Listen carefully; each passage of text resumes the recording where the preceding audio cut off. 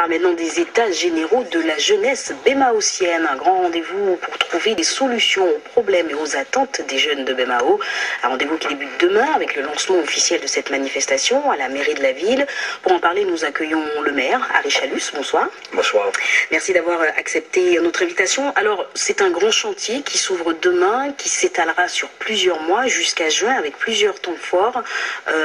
Pourquoi cette volonté municipale de s'intéresser à la jeunesse bémaosienne? Est-ce que ça veut dire qu'elle est plus fragile que la jeunesse d'ailleurs? Non, je dis déjà bonsoir à tout le monde. Vous savez, depuis notre arrivée en 2001, nous nous sommes intéressés à cette jeunesse. Nous avons trouvé plus de 300 emplois jeunes à la collectivité qui ont tous été titularisés, formés, titularisés. Parmi ces emplois jeunes, il y a même ceux qui sont là aujourd'hui Caloa. Par la suite, nous avons créé des entreprises d'insertion sur Bémao. Paix 2002, Femmes d'Art et aussi la VEG. Nous avons accompagné les associations à se structurer en recrutant aussi des jeunes dans les associations de la ville et aussi à les aider à passer leur brevet d'état d'éducateur en fonction de la discipline qu'ils pratiquaient. Aujourd'hui, suite à la crise mondiale qui existe et même aussi la crise sociale que nous avons connue en Guadeloupe, nous nous sommes rendus compte que beaucoup de jeunes avaient la difficulté à trouver un emploi.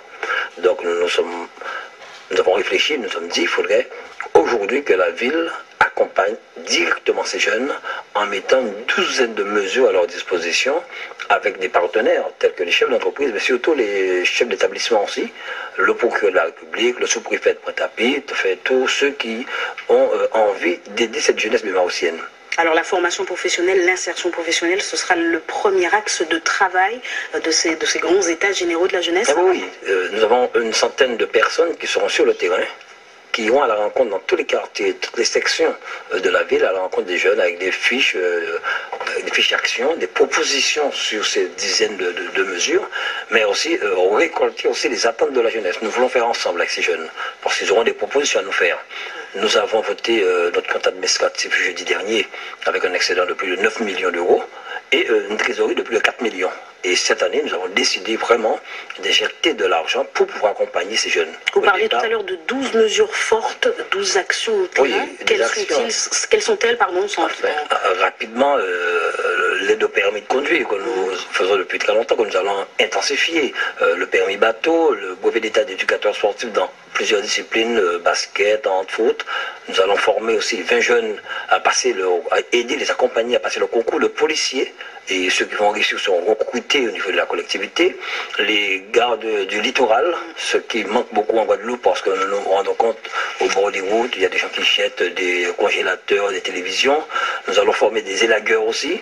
Nous allons former plusieurs actions, dans plusieurs sections pour pouvoir accompagner ces jeunes. Et nous avons aussi prospecté au niveau des chefs d'entreprise de leurs besoins, notamment le diplôme d'État d'assistant de vie sociale. Nous allons faire passer ce diplôme aux jeunes, le BAFA. Nous allons aussi financer les demandes des jeunes qui ont envie de faire des formations diplômantes au niveau de Martinique, de la Guyane, de la métropole. Nous allons accompagner ces jeunes, vraiment montrer aux jeunes que la municipalité veut les accompagner. Mais ce que nous disons derrière, et je le dis, ce sera peut-être mon leitmotiv, je demande aux jeunes de nous aider à les aider. C'est un beau leitmotiv. Alors, autre axe fort de vos actions, ce sera aussi la violence et la lutte contre la violence. Vous n'êtes pas le seul et l'année 2009 donne raison. Avant de reparler des actions que vous mettez en place sur ce sujet, revenons sur le bilan de cette année charnière en matière de violence, avec une augmentation de plus 0,3% des faits de violence. Des actions ont été menées pour réagir contre ces dérives sociales. On parlait tout à l'heure de cette signature de convention à l'UAG. Il y en a d'autres. Alors, Harry Chalus, Bémao n'échappe pas à ces phénomènes de violence. Ce sera l'un des thèmes que vous mettrez en avant. Qu'est-ce que vous proposez justement pour lutter contre cette violence grandissante et qui se diversifie avec ces phénomènes de bande? Oui, vous savez, les états généraux de la jeunesse, je vous remets ce journal déjà. Oui. C'est un peu pour répondre à cette violence. Vous savez, je suis le président du CSPD, Conseil intercommunal de sécurité de la prévention de la délinquance. Il y a un travail qui se fait depuis quand même plus de 4 ans avec le procureur, le sous-préfet et les autres communes, Abim, Pointe-à-Pitre, Gosier. Mais vous savez, c'est un phénomène de mode actuellement partout. C'est vrai, c'est dommage que nous arrivons là. Comment il faut on peut le dire. Agir contre ça, il faudrait, qu'on le veuille ou non, il faudrait qu'il y ait une sévérité plus importante des familles. Je reçois des courriers tout le temps, des résidences où les jeunes gênent un peu les familles, agressent des familles, ça c'est vrai. Mais quand je vois, moi je suis sur le terrain, je discute avec ces jeunes, il n'y a aucun problème. Ce sont des jeunes de ses propres familles qui habitent dans ces résidences. Personne ne dit rien. Vos enfants rentrent chez vous à 11h, 1h du matin, des enfants de 14, 15 ans, les familles ne disent rien. Donc une action à mener pas seulement auprès de la jeunesse. Pas seulement auprès de la jeunesse, mais il faudrait aussi que les parents s'impliquent. Nous avons décidé effectivement de mettre en place la coproduction de sécurité, ce qui se fait déjà tous les vendredis avec les 4 communes, mais à Bémao, avec les chefs d'établissement, la municipalité et les chefs d'entreprise et de commerce de Bémao. Trouver des solutions. Nous plaçons actuellement 17 caméras dans Bémao. Une vidéosurveillance ou protection comme on veut. Bémao sera quadrillé. Celui qui rentre, qui sort à Bémao, sera vu. Mais vraiment, 17 caméras.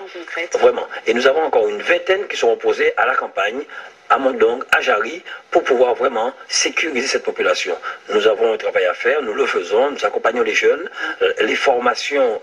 Il faudrait donner goût à cette jeunesse au travail. Faire comprendre à la jeunesse, il n'y a pas que cela. Hier, j'ai traité des courriers, des dizaines de courriers.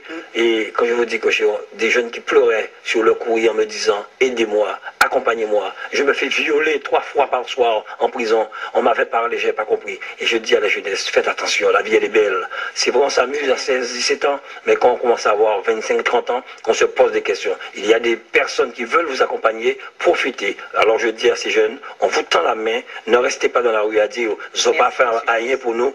On vous tend la main, prenez cette main-là. Merci beaucoup, M. Chalus. On aura bien sûr l'occasion de reparler des différentes actions menées dans le cadre de ces états généraux de la jeunesse à Bémao. Merci beaucoup. Merci à vous.